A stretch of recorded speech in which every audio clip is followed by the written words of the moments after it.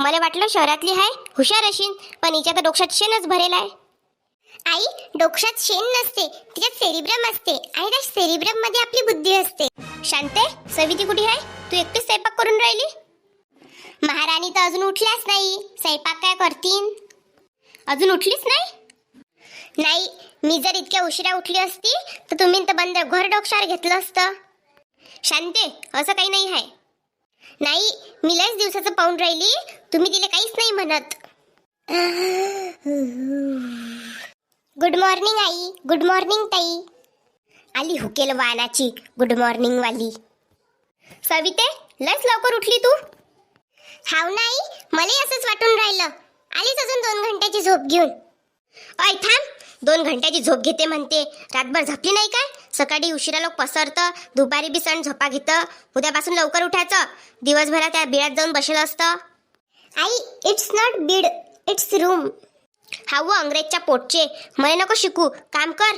It's not bed, it's room वाली. आई, ते म्हण नाही काय, देसी कुतिया विदेशी बोल. बरोबर बोलली तू. ताई, याचा काय अर्थ होते? राहू दे, जास्त अर्थ समजून घ्यायची गरज नाही. तू स्वयंपाक कर, मी दुसरे कामं करतो. शांते, इले कामं शिकव बरं, नाहीतर दिवसभर फक्त आई आई करत राहते आणि एक ढंगाचं काम नाही करत. मला वाटलं शहरातली आहे, हुशार अशीन, पण हिच्या तर डोक्यात शेणच भरेल आहे. आई, डोक्यात शेण नसते, तिच्यात सेरिब्रम असते आणि त्या सेरिब्रम मध्ये आपली बुद्धी असते. हिच्या इंग्रजीची टांग सेलिबम सेलिबम करून राहिली. आई, सेलिबम नाही, सेलिब्रम. त्यानेच आपली बुद्धी काम करते, आपले इमोशन्स काम करतात. सविते, तुला समजून राहिलं काय मी काय बोलून राहिली? तर तुम्हाला विज्ञान शिकवून राहिली, दुसरंच काय. देवा, मी काय करू हिचं? आई, मी सायन्स शिकलेली आहे, असं सगळं दिलेलं आहे त्या बुकमध्ये. सविते, तू माझ्यावर दया कर, मला सायन्स नको शिकू. मला फक्त 2 पोया आणि भाजी करून दे बाई, तेच माझ्यासाठी सर्व काही आहे. मी काय करू तुझ्या सायन्सचं? घरात सगळं कामं पडेल आहे आणि तू मला सायन्स शिकू राहिली. सांगा ना आई, काय काम करायला लागते? माझ्या साडीची इस्त्री कर, जाय. इस्त्री तर करता येते ना? I will try my best. काय? काही नाही, करतो. पद्धतशीर कर जो. आई, मी माझे कपडे पण करू का इस्त्री? हा कर, जाय.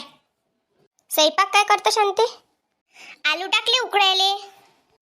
उकडायला गिकडायला कशाला टाकले? चिरून भाजी टाकून देते. पण तुमच्या तोंडाला चटका आहे ना, तुम्हाला 56 भोग पाहिजे. आई, आई, काय झालं आता? साडी जळली. जाय, मस्त जाय. कपड्याची कुठे कमी आहे? गण्या पाठवेनच अजून पैसे. पण माझी नाही, तुमची साडी जळली. काय? माया मायच्या घरची साडी होती ते, माया आवडीची.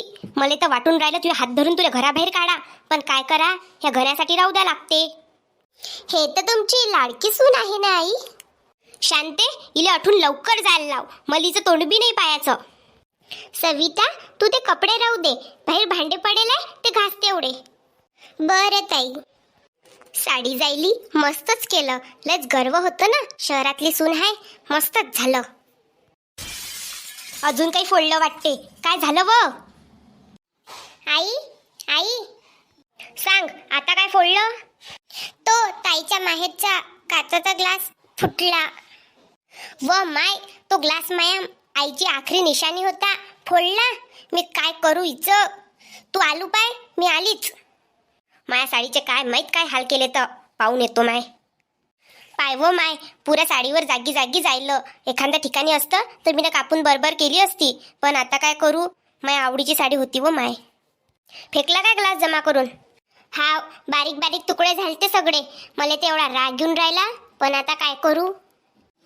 आई, आई, आता काय केलं रे देवा? आलू जळले आणि भांड पण काढं झालं. हे जर एका दिवसात घराचा असा हाल करून राहिली तर रोज काम करीन तर काय होईन रे देवा? आई, अजून काही काम आहे काय? हे म्याड झाली वाटते बाई. सविता, बाळा, तू काहीच नको करू, तू फक्त मायावर दया कर. तू तुझ्या खोलीत जाय आणि रील बनव, हेच तू चांगलं करू शकतो फक्त. बरं आई, काही काम असलं तर आवाज द्या. हा, हो हो, तू आराम कर बाळा. हराम खोर कुठची.